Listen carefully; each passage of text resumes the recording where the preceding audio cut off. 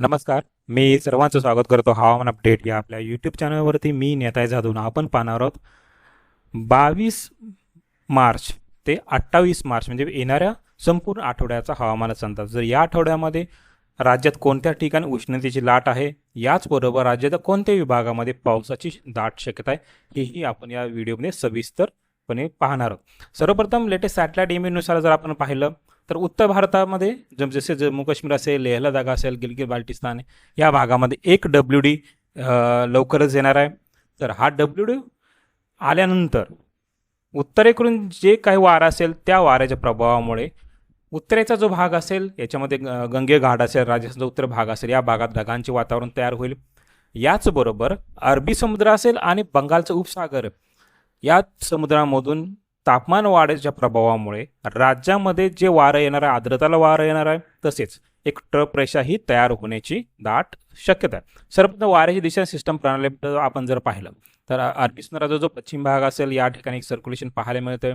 याचबरोबर उत्तरेकडून जे वारं येते ते उत्तर प्रदेश असेल, याचबरोबर बिहार मार्गे पश्चिम बंगालकडे जात आहे. तसेच दुसरं वारे जे आहे ते राजस्थान, मध्य प्रदेश आणि राज्यामध्ये येऊन परत ते अरबी समुद्राकडे वारं जात आहे. तसं तिसरं वाऱ्याचं कंडिशन जर पाहिली तर बंगालची उपसागरातून वारे जे आहे ते कन्याकुमारी, केरळ, याचबरोबर राज्याचा दक्षिण भाग असेल आणि कर्नाटकपासून ते रिकव्हर करत आहे. म्हणजे या ठिकाणी एक ट्रफ रेषा तयार झालेली पाहायला मिळते. तर याच ट्रफ रेषेला परत एकदा पाऊस आपल्याला पाहायला मिळण्याची शक्यता. हा जो पाऊस आहे तो सर्वप्रथम कर्नाटकाचा संपूर्ण राज्य असेल, याचबरोबर राज्याचा बहुतांश जो भाग असेल या भागामध्ये आपल्याला आठवड्याच्या शेवटी जवळपास 31 तारखेला राज्यात परत एकदा जोरदार पाऊस पाहायला मिळणार आहे. मात्र 22 ते 28 पर्यंत राज्याचा दक्षिण भाग असेल त्या ठिकाणी 1-2 ठिकाणी हलक्या स्वरूपाचा पाऊस आणि उत्तरेचा भाग जर विचार केला म्हणजेच विदर्भाचा उत्तर भाग असेल, तसेच विदर्भाचा पश्चिम भाग असेल, मराठवाड्याचा उत्तर भाग असेल, खानदेश असेल, पश्चिम महाराष्ट्राचाही उत्तर भाग असेल, या भागामध्ये उष्णतेची लाट आपल्याला पाहायला म्हणजे एकीकडे उष्णता वाढणार आहे, एकीकडे पावसाचीही दाट शक्यता. सर्वप्रथम आपण 23 तारखेचा पावसाचा अंदाज जर पाहिला, 23 तारखेला सांगली जिल्ह्याचा दक्षिण भाग असेल म्हणजे मिरज असेल, याचबरोबर कवठे महांकाळ, तासगावचा दक्षिण भाग आहे, या भागात ठिकाणी ढगाळ वातावरण तयार होणार आहे. आणि कोल्हापूरचाही पूर्व भाग असेल, शिरोळ, हातकलंगले, इचलकरंजी या ठिकाणी हलक्या स्वरूपात पाऊस पाहायला मिळेल. याचबरोबर आटपाडी असेल, विटा असेल, याचबरोबर साताऱ्याचा ओढ असेल, दहीवडे असेल, या 1-2 ठिकाणी आपलं ढगाळ वातावरण पाहायला मिळू शकतं. व काही ठिकाणी फक्त हलक्या ठेंब पाहायला मिळण्याची दाट शक्यता आहे. जास्त जोरदार वगैरे पाऊस पाहायला मिळणार नाही. याचबरोबर सोलापूरचा उत्तरेचा भाग असेल म्हणजे उत्तर सोलापूर असेल, बार्शीचा काय भाग असेल आणि धाराशिवचा पश्चिम भाग असेल, या एक ठिकाणीही कदाचित ढगाळ वातावरण पाहायला मिळू शकतं व 1-2 ठिकाणी हलक्या स्वरूपाचा पाऊस पाहायला मिळेल. अन्यत्र भाग जर विचार केला, सोलापूर संपूर्ण जिल्हा, याचबरोबर लातूरचा दक्षिण भाग वगैरे असेल, या ठिकाणी विखुरल्या स्वरूपात ढग पाहायला मिळते. याचबरोबर 23 तारखेला मुंबई, ठाणे, पालघर, कल्याण, रायगड, रत्नागिरी, सिंधुदुर्ग संपूर्ण भाग असेल, या ठिकाणी हीट वेव्ह राहण्याची दाट शक्यता आहे. आजही हीट वेव्ह कोकणाचा उत्तर भागात पाहायला मिळाली. पाठीमागच्या व्हिडिओमध्ये आपण सांगितलं होतं की कोकणाचा उत्तरेचा भाग आणि कोकणाचा बहुतांश भागात हीट वेव्ह राहण्याची शक्यता आहे. याचबरोबर आपण 24 मार्चचा बद्दलचा अंदाज जर पाहिला, 24 मार्चलाही पालघर, ठाणे उपनगर असेल, रायगडपर्यंत या ठिकाणी हीट वेव्ह तशीच कायम राहण्याची शक्यता. याचबरोबर संभाजीनगर असेल, जालना असेल, परभणीचा उत्तर भाग, हिंगोली उत्तर भाग, वाशिम, बुलढाणा, अकोला या ठिकाणीही तापमान काही अंशी वाढ झालेले पाहायला मिळतं. याच्या बरोबरच चंद्रपूरचा उत्तर भाग असेल, उमरखेड वगैरे या भागामध्येही तापमान थोडंसं जास्त राहण्याची शक्यता आहे. तसेच पावसाचा बद्दल जर पाहिलं तर गडचिरोलीचा पूर्व भाग असेल, या ठिकाणी 1-2 ठिकाणी हलक्या स्वरूपाचा पाऊस पाहायला मिळू शकतो व काही ठिकाणी फक्त ढगाळ वातावरण पाहायला मिळणार आहे. तसेच सांगली जिल्ह्याचा दक्षिण भाग असेल, मिरज असेल, तर कवठे महांकाळ असेल, जतचा पूर्व पश्चिम भाग असेल व कोल्हापूरचा हातकलंगले असेल, शिरोळ असेल, या ठिकाणीही कदाचित हलक्या स्वरूपाचा पाऊस पाहायला मिळू शकतो.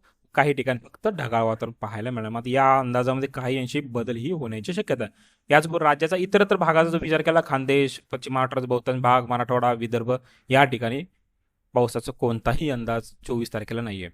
याचबरोबर 25 तारखेचा आपण जर विचार केला तर 25 तारखेला सांगली जिल्ह्याचा जो दक्षिण भाग असेल, मिरज, कवठे महांकाळ असेल, जत असेल, सोलापूरचा मंगळवेढा, अक्कलकोट, याचबरोबर धाराशिव दक्षिण भाग, लातूर दक्षिण भाग या भागामध्ये फक्त ढगाळ वातावरण पाहायला मिळणार आहे. काही अंशी जे ढग असेल ते नांदेडचा उत्तर भाग, यवतमाळ, चंद्रपूरचा भाग या ठिकाणी ही ढग काही अंशी बघायला मिळतील, मात्र पावसाची शक्यता फार कमी आहे. याचबरोबर 25 तारखेचा जर तापमानाबद्दल विचार केला, बुलढाणा असेल, वाशिम असेल, अकोला, जालना, संभाजीनगर या भागात तापमान जवळपास 42 डिग्री सेल्सिअस तापमान पाहायला मिळेल. उर्वरित राज्याचं जर पाहिलं, उर्वरित ठिकाणी 35 ते 36 डिग्री सेल्सिअस तापमान आपल्याला पाहायला मिळण्याची दाट शक्यता आहे. याचबरोबर आपण 26, 27 आणि 28 या 4 दिवसाचा अंदाज जर पाहिला तर बुलढाणा, वाशिम, अकोला, अमरावती, यवतमाळ, हिंगोली, परभणी, बीड, याच अहिल्यानगर असेल, संभाजीनगर हा संपूर्ण भाग असेल. या भागामध्ये तापमान 42 डिग्री सेल्सिअस राहणार आहे. तसेच दक्षिण भाग असेल, या भागामध्येही काही अंशी तापमान 42 डिग्री सेल्सिअस तापमान पाहायला मिळू शकतो. म्हणजे बीड असेल, परभणी, हिंगोलीमध्येही 42 डिग्री सेल्सिअस तापमान काही ठिकाणी जाण्याची शक्यता, पावसाची शक्यता फार त्या ठिकाणी कमी आहे. मात्र 28 तारखेचा जर पाहिला तर 28 तारखेला कर्नाटकमधून जे ढगांचं वातावरण आहे ते येण्यास सुरुवात होण्याची शक्यता आहे. तसेच 29 मार्च पासून राज्याचा जो दक्षिण भाग असेल संपूर्ण या भागात पावसाला सुरुवात होण्याची शक्यता आहे. तसेच 30 तारखेला जर पाहिलं, 30 मार्चला हळूहळू जो पाऊस असेल तो मराठवाडा आणि विदर्भामध्येही आतल्या जो भाग असेल त्या ठिकाणी पाहायला मिळेल. आणि 31 तारखेला राज्याचा बहुतांश भाग, पश्चिम महाराष्ट्र असेल, मराठवाडा असेल आणि विदर्भ असेल या ठिकाणी पाऊस पाहायला मिळण्याची दाट शक्यता आहे. याचबरोबर IMDच्या म्हणजे हवामान खात्याच्या अंदाजानुसार जर आपण येणाऱ्या 2 दिवसाचं जर पाहिलं, म्हणजे 22 तारखेचा आजचं जर पाहिलं तर मुंबई असेल, ठाणे असेल, रायगड असेल, रत्नागिरी आणि सिंधुदुर्ग या भागामध्ये हीटवेव्ह पाहायला मिळते. तसेच धाराशिव, लातूर आणि नांदेड या ठिकाणी विखुरल्या स्वरूपात ढगांची तसेच हलक्या स्वरूपात पाऊस पाहायला मिळू शकतो. याचबरोबर 23 तारखेचा जर अंदाज जर पाहिला, संपूर्ण कोकण किनारपट्टी याच्यामध्ये रत्नागिरी असेल, रायगड असेल, मुंबई असेल, ठाणे असेल, पालघर असेल या भागामध्ये हीटवेव्ह राहण्याची दाट शक्यता आहे. याचबरोबर सांगली, सातारा पूर्व, सोलापूर, धाराशिव आणि लातूर या ठिकाणी येलो अलर्ट जारी केल्यानंत आले. या ठिकाणी लाईटनिंग, थंडरस्टॉर्मच्या काही प्रमाणामध्ये ॲक्टिव्हिटी पाहायला मिळणार आहे. काही ठिकाणी हलक्या स्वरूपाचा पाऊस आपल्याला पाहायला मिळू शकतो. तसेच कोल्हापूर असेल, सातारा पश्चिम असेल, पुणे पूर्व असेल, अहिल्यानगर, याचबरोबर बीड, हिंगोली आणि नांदेड या भागामध्येही लाईटनिंग, थंडरस्टॉर्मच्या काही प्रमाणामध्ये ॲक्टिव्हिटी आपल्याला पाहायला मिळण्याची दाट शक्यता आहे. याचबरोबर जो अंदाज आहे तो 28 तारखेपर्यंतच आहे. याच्यामध्ये काही अंशी बदल होऊ शकतात. जसे बदल होतील तसं आपण आपल्या यूट्यूब चॅनलतर्फे दररोजचा हवामानाचा अंदाज आपण प्रकाशित करणार आहोत.